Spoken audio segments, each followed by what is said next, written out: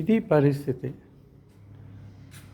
తాళాలైతే అందరికీ house owners మీరే అని చెప్పి తాళాలు ఇచ్చేసింది గత ప్రభుత్వం.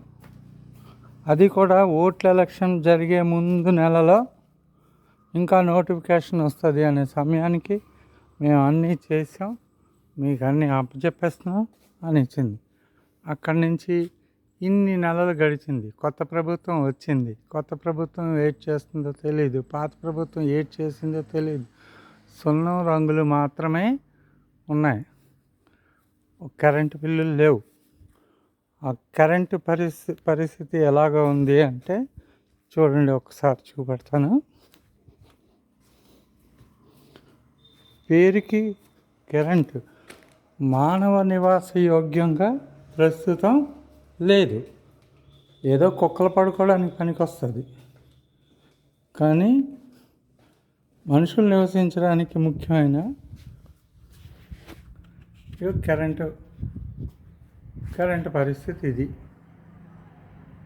ఎన్ని 1 2 3 4 5 6 మొత్తం అపార్ట్మెంట్కి 8 మందికి మాత్రమే కరెంటు కనెక్షన్ వచ్చింది. పాపం వాళ్ళు కరెంటు కూడా వాడడం లేదు. అయినా సరే మినిమంగా వాళ్ళందరికీ కూడా 150 రూపాయల దగ్గరలో, అందరికీ 150 దగ్గరలో బిల్స్ వస్తున్నాయి. వాళ్ళు పే చేస్తున్నారో లేదో తెలియదు, కానీ తప్పని పరిస్థితుల్లో బిల్ చేయవలసి వస్తుంది. కానీ ఉండడానికి లేరు, నివాస యోగ్యం లేదు.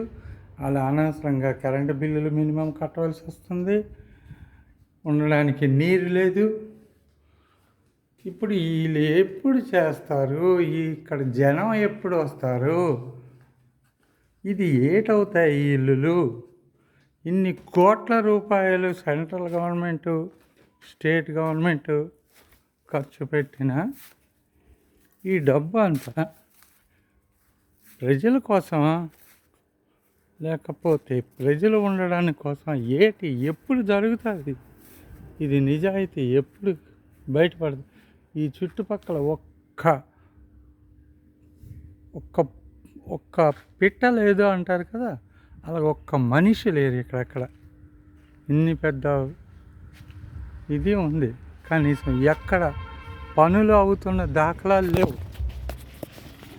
పనులు కూడా ఎక్కడ అవుతున్న దాఖలాలు లేవు. ఎవరు ఒక వాచ్మెన్ కానీ ఎవరు లేరు. ఏటవుతుందో తెలియదు, ఎప్పుడు అవుతుందో తెలియదు, ఎప్పుడు జనం వస్తారో తెలియదు.